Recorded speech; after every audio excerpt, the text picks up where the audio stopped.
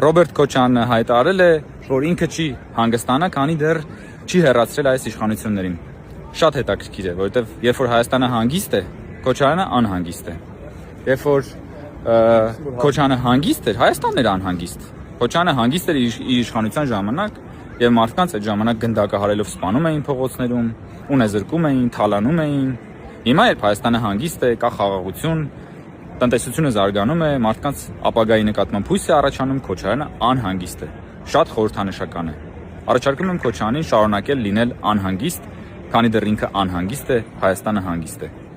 Ռուսաստանցի օլիգարխը հիմա էլ բերել է իսրայելցի գեներալի է ներառել իր թիմ եւ փաստացի օտարերկրյա գեներալին բերել ուզում է մտցնել մեր Հայաստանի քաղաքական դաշտ։ Ենթադրում եմ, որ նա նույնիսկ իրենց պաշտպանության նախարարի տեխնացուն է լինելու եւ բացարձակ կարեւոր չի, որ Հայաստանի քաղաքացի չի կամ ընդհանրապես հայ չի։ Իրանց համար ի՞նչ տարբերություն։ Ռուսաստանցի օլիգարխն էլ Հայաստանի քաղաքացի չի միայն, բայց հայտարարում են, որ իրենց վարչապետ տեխնացուն է։ Ինչն է իրանց խանգարում պաշտպանության նախարարի տեխնացուն ունենալ իսրայելցի գեներալի։ Հասկանում եք, չէ՞, աբսուրդ է։ Այս մարդիկ Իմ մտապահորությունն է, որ Հայաստանի Հանրապետությունը խառնել են ինչ-որ ասենք ֆուտբոլային թիմի մենեջմենթի հետ, խառնել են Մախաչկալայի Անժի հետ Հայաստանի Հանրապետությունը, որ կարան մեկին փող տան կամ չգիտեմ ինչ անեն, մի հատ օտարերկրյա գեներալին բերեն իրենց թիմում խաղացնեն։ Դες լավ չի, միանգամից ադրբեջանցի գեներալ բերեիք։ Ինչ է, եթե փողա ծառայությունն է, միանգամից անեիք դա։ Խայտարակություն է սա ուղղակի, ու բայց շատ բնական է, որովհետև իսրայելցի գեներալը նույնքան կապ ունի Հայաստանի Հանրապետության հետ, որքան ռուսաստանցի օլիգարխը։ Իդեպ այդ օլիգարխը այսօր նորից հրապարակային ելույթով հանդես չեկա, փոխարենը արհեստական բանականությամբ սարքած տեսանյութ հրապարակեցին։ Գիտեք ինչի։ Գիտեք ընդհանրապես ինչն է ռուսաստանցի օլիգարխի եւ բելարուսամետ օլիգարխի տարբերությունը նկատի ունեմ Ծառուկյանին։ Առաջինը ունի կողքին իսրայելցի գեներալ, որ իրեն խորհուրդ է տալիս հրապարակային ելույթ չունենալ, քանի որ ինքը նորմալ հայերեն խոսել չգիտի։ Իսկ երկրորդը չունի։ Բարև ձեզ։ Լսեցի Քոչարյանի ելույթն ու մի բան հասկացա։ Մարդը բոլորիս հիշողությունն է ստուգում։ Նենց դեմքով խոսում փրկությունից ու պետությունից, ոնց որ մենք Հայաստանում չենք ապրել իր ոսկե դարի ժամանակ։ Ասում է կառավարությունը մենք ենք։ Բա իհարկե դուք էիք ու ձեր կլանը, ձեր գույք պարտքի դիմացն ու ձեր օլիգարխները, դուք էիք ու ձեր ժամանակ էր, երբ մարդիկ աշխատանքի էին գնում միայն Մոսկվայի ստրոյկեքում։ Իսկ դուք ստեղ սեփականաշնորհում էիք ամեն ինչ, բարի ուղիղ իմաստով ամեն ինչ, սկսած հողից վերջացրած իշխանությամբ։ Հենց դուք էիք ու ձեր ռեժիմը, որ ռեստորանների զուգարաններում Պողոս Պողոսյաններին էիք սպանում։ Հենց այդ ժամանակ էր, որ կառավարությունը դուք էիք։ Ու այդ կառավարության մեջ ժողովրդի համար բացարձակ տեղ չկար։ Մենակ մի հարց տա։ Այդ ոնց եղավ, որ Լեռնային Ղարաբաղի հարցով ամենաուժեղ բանակցողը լինելով, հենց դուք Ղարաբաղը հանեցիք բանակցային սեղանից ու սարքեցիք մանրադրամ։ Այդ էլ հո ընտրություն չի, որ կեղծեք։ Հիմա եկել ասում եք առաջնորդին կարող եք չսիրել։ Գիտեք ձեր խնդիրը որն է։ Ձեր խնդիրը ոչ թե այն է, որ ձեզ չեն սիրում, այլ ձեզանից այլևս չեն վախենում։ Էդ է ձեր սարսափը։ Ձեր ժամանակներում կարգ ու կանոնը դուբինկեն էր ու մարտի 1-ի արյունը։ Դուք Հայաստանը սիրում էիք այնքանով, որքանով այն եկամուտ էր բերում ձեր կլանին։ Հիմա եկել եք հիշողություն եք ստուգում։ Ստուգեք, բայց ժողովուրդը չի մոռացել ոչ հոկտեմբերի 27-ը, ոչ ձեր դիզած միլիոնները, ձեր ժամանակը անցելը, ու ոչ թե այն պատճառով, որ ձեզ հաղթել են, այլ որովհետև դուք այլևս բարոյական իրավունք չունեք նորից Հայաստանում իշխանության գալու։ Դուք անցյալի մնացուկ եք, որը փորձում է կառչել ապագայից, բայց այս ապագայում ձեր ու ձեր տեսակի համար տեղ չկա։ Ապագայում ձեր տեղը քաղաքական գերեզմանոցն է։ Լավ եղեք։ Հայաստանում կա երկու կուսակցություն՝ խաղաղության կուսակցությունը եւ պատերազմի կուսակցությունը։ Երեք պատերազմի կուսակցության բաղադրիչներից մեկի Ռոբերտ Քոչարյանի դաշինքի համաժողովներ, որի ընթացքում այդ բեմից քոչարյանական պատգամավոր ԿՊ-ից Քոչարյանի թիմ թռած Աննա Գրիգորյանը այդ բեմից հայտարարեց, որ Արարատը մերն է, ու ամեն ինչ իրականում այդպես տրամաբանական կամ նորմալ կլիներ, եթե օրինակ բարձվեր, որ Թուրքիայից տարածքային պահանջներ ներկայացնելու եւ դրա բերումով պատերազմի մեջ մտնելու պարագայում պատերազմելու են ոչ թե Հայաստանի Հանրապետության յուղացիների, Հայաստանի Հանրապետության քաղաքներում ապրող քաղաքացիների զավակներն են գնալու ու զոհվեն այդ պատերազմներում, այլ այդ պատերազմին մասնակցելու են, օրինակ, չգիտեմ, Ռոբերտ Քոչարյանի Ամերիկայում ծնված, չգիտես ինչու եւ Ամերիկայի քաղաքացիություն ունեցող թորները, որ այդ պատերազմներին գնալու են մասնակցեն, օրինակ, Սամվել Կարապետյանի եւ իր եղբոր 4 որդիները, որոնք 4-ն են ու 4-ն էլ բանակից ազատված են ինչ-որ տարակուսելի հարցերի բերումով։ Ոչ, պատերազմը, զոհողությունը ու զոհերը պետք է մատուցեն Հայաստանի Հանրապետության քաղաքացիները, իսկ միլիոնները ու միլիարդները պիտի կուտակեն պատերազմի կուսակցության էլիտաները։ Չեք տեսնելու նման բան, չի լինելու նման բան։ Հայաստանը լինելու է խաղաղ։ Մեր սեփականներն ասում են, որ հաջորդ վարչապետը լինելու է Սամվել Կարապետյանը, բայց անգամ եթե հավատանք իրենց հրապարակացած հարցների թվերին, ապա հավաքական ընդդիմությունը միասին ունի 47% ցայն։ Չեմ ասում Սամվել Կարապետյանն ավելի քիչ ունի։ Ամբողջ ընդդիմությունը իրար հետ ունի 47% թվեր։ Այսինքն պարզ մեծամասնություն լավագույն դեպքում սահմանադրական մեծամասնություն անգամ բոլորը միասին չեն կարող ստանալ։ Հետևաբար չեն կարող փոխել այն սահմանադրական օրենքները, որով Սամվել Կարապետյանը կկարողանա դառնալ վարչապետ։ Այսինքն անգամ եթե հավատանք իրենց ծոցացումներին, ապա իրենց թվերով իսկ Սամվել Կարապետյանը չի կարող դառնալ հաջորդ վարչապետը։ Դի երկու անելն է, որ ընդդիմությունը միանա եւ կարողանա մեծամասնություն ստանալ, բարձ մեծամասնություն։ Այդ դեպքում առաջ է գալու արդեն վարչապետի տեխնացուի հարցը։ Ով է լինելու միասնական ընդդիմության վարչապետի տեխնացուն։ Սամվել Կարապետյանը, ինչպես հասկացանք, անգամ մեծ ցանկության դեպքում չի կարող լինել այդ վարչապետի տեխնացուն, որովհետեւ օրենքը թույլ չի տալիս, իսկ ընդդիմության ձայները չեն բավարարում սահմանադրական օրենքները փոխելու համար։ Հետևաբար գալու է վարչապետի հարցը ու այստեղ իհարկե գալու է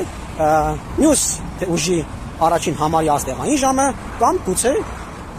ուժեղ Հայաստանից ինչ որ մեկ այլ ուրիշին է, բայց ոչ Սամվել Կարապետյանին։ Բայց սա իհարկե ընդդիմության լավագույն սցենարը կլինի, որովհետև ակնհայտ է, որ իրենք անգամ միասին չեն կարող մեծամասնություն ստանալ ու մնալ սահմանադրական մեծամասնություն։ Բայց սա իհարկե այն դեպքում ձեր քաղաքացին եւ դուք գնաք ու ձեր քվեարկությամբ թույլ չտաք, որ ձեզ խափողները, այսօրվանից սկսած ձեզ խափողները որևէ քվե ստանան։ Իսկ որ իմանանք ինչ ասել է սահմանադրական մեծամասնություն, կամ մոտավորապես 67% քվեն, այսինքն տեղերի 2/3-ը այդպիսի բան Հայաստանում եղել է 2018 թվականին, անգամ 2021 թվականին իշխող ուժը մոտ է եղել, բայց չի կարողացել ստանալ սահմանադրական մեծամասնություն։ Ողջույն սիրելի բարեկամներ, քիչ առաջ ավարտվեց Ղարաբաղից տեղահանված մեր հայրենակիցների հետ անցկացվող համաժողովը, նվիրված նրանց խնդիրներին, որի մասնակցում էր նաև վարչապետ Նիկոլ Փաշինյանը։ Ուզում եմ տեղեկացնել, որ այդ համաժողովի ժամանակ որոշում կայացվեց Երևանին սահմանակից համայնքներում փոխհատուցման չափը մեր բնակապահովման ծրագրով 3 միլիոնից դարձնել 4 միլիոն, ինչը կնշանակի, որ այն քաղաքացիներ, որոնք որ դեռ չեն իրացրել են սերտիֆիկատները, կկարողանան ավելի բարձր արժեքով տուն ձեռք բերել կամ տուն կառուցել, ինչպես նաև որոշումը կունենա հետադարձ, ինչը նշանակում է, որ այն քաղաքացիներոնք արդեն ձեռք են բերել տուն, կկարողանան այդ հավելյալ միջոցները օգտագործել որոշումով սահմանված նպատակներով կամ եթե օրինակ հավելյալ վարկ են ներգրաված եղել, վճարել այդ հավելյալ վարկի գումարի մայր գումարը։ Ուզում եի, որ սրա մասին բոլորը տեղյակ լինեն եւ խնդրում եմ նաեւ տարածել մեր հայրենակիցների շրջանակում այս տեսանյութը։ Սա եւս մեկ անգամ ապացուցում է, որ կառավարությունը ականջալուր է մեր հայրենակիցների խնդիրներին եւ ըստ էության լուծումներ է տալիս եւ դրանք հասունանում են։ Իհարկե այլ որոշումներ կայացվեցին, բայց սա ամենակարևորն էր, կառավարության մոտականիցներին այն կընդունվի եւ ուժի մեջ կմտնի։ Լավ եղեք։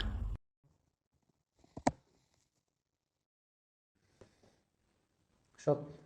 ծանոթ է արվում իրական Հայաստանի գաղափարախոսության այն արտահայտությունը, թե անկախությունը քչերից կախվածությունը փոխարինելն է շատերից կախվածություն։ Շատ կարևոր է պարզաբանել, թե ինչ է նշանակում այս արտահայտությունը։ Պատկերացնենք, թե դուք ունեք ջրի մեկ մատակարար եւ պայմանական ջրի այդ մեկ մատակարարը ամեն օր ձեզ բերում է մի շիշ ջուր։ Երբ որ դուք ունեք ջրի մեկ մատակարար, այս պայմաններում ձեր կախվածությունը ջրի այդ մատակարարից 100% է եւ դրա մասին գիտեք եւ դուք եւ ինքը, որովհետեւ դուք ջրի ուրիշ մատակարար չունեք։ Սա նշանակում է, որ ջրի մատակարարը ձեր վրա ունի լծակ, օրինակ գնային առումով նա կարող է որոշակի գին թելադրել ձեզ եւ ունի լծակ մատակարարման առումով նա կարող է այլ ակնկալիքներ ունենալ բացահայտ եւ թաքնված եւ մատակարարումների ուշացումով, հետաձգումով որոշակի լուծումներ պարտադրել ձեզ։ Եվ կա նաև ոչ այսպիսի կանխավարկած, կա ուղղակի ֆորս մաժոր, այդ ջրի մատակարարի հետ կարող է պարզապես որևէ բան տեղի ունենալ, որ նա օբյեկտիվ պատճառներով նա կարող է հիվանդանալ,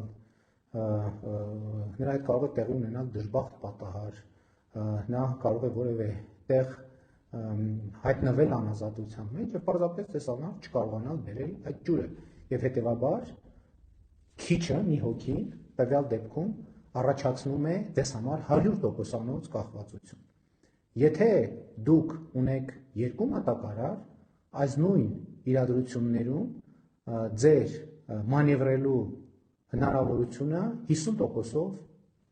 ավելանում է։ Այսինքն դուք եթե մի մատակարարը փորձի գին թելադրել, դուք հնարավորություն ունեք երկրորդի հետ բանակցել եւ ընդ որում դրա մասին գիտեք թե դուք թե առաջին մատակարարը, թե երկրորդ մատակարարը եւ հետեւաբար այստեղ ձեր մանևրի դաշտը որոշակիորեն մեծանում է եւ ձեր անկախության աստիճանը որոշակիորեն մեծանում է։ Եթե ջրի մի մատակարարի հետ ֆորս մաժոր դժբախտ պատահար անկանխատեսելի իրավիճակ տեղի ունենա, դուք կարող եք ձեր ակնկալած ջուրը ստանալ երկրորդ մատակարարից։ Եթե այս նույն իրավիճակում դուք ունեք 3 մատակարար, այս դեպքում ոչ միայն ձեր անկախության աստիճանը մեծանում է, այլ դուք լրացուցիչ լծակներ եք ստանում, որովհետև եթե նախկինում ձեր մի մատակարարը կարող էր գնի հետ կապված ակնկալիքներ ունենալ, այսինքն մտածել, որ կարող է բարձրացնել ձեր գինը, այս դեպքում արդեն լծակը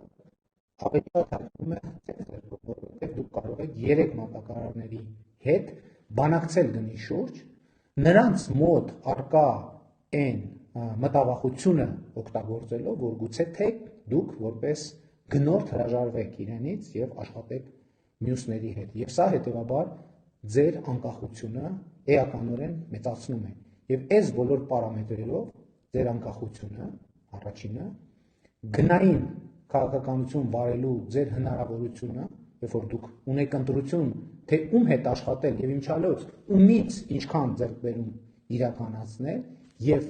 որ պակաս կարևոր չէ, մատակարարումների հուսալիությունը ավելանում է։ Հիմա պատկերացրեք, դուք ունեք մեկի փոխարեն ոչ թե 3, այլ 4, 5, 6, 7 մատակարար։ Այդ դեպքում վստահաբար կարող եք երաշխավորված զգալ ձեզ, որ մատակարարումները միշտ եւ ժամանակին տեղ կհասնեն։ Եթե հանկարծ որևէ մեկը ճիշտ եւ ժամանակին տեղ չհասնի,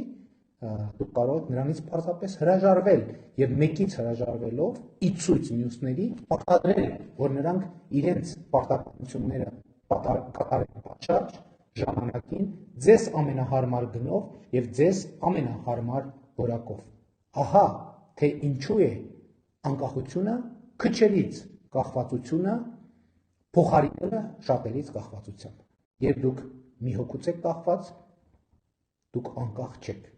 Երբ դուք շատերից եք կախված, փաստացի դուք ոչ մեկից կախված չեք։ Ահա ինչու ենք ասում անկախությունը քչերից կախվածությունը փոխարինելն է շատերից կախվածությամբ։ Լավ եղեք, լավ օր ձեզ։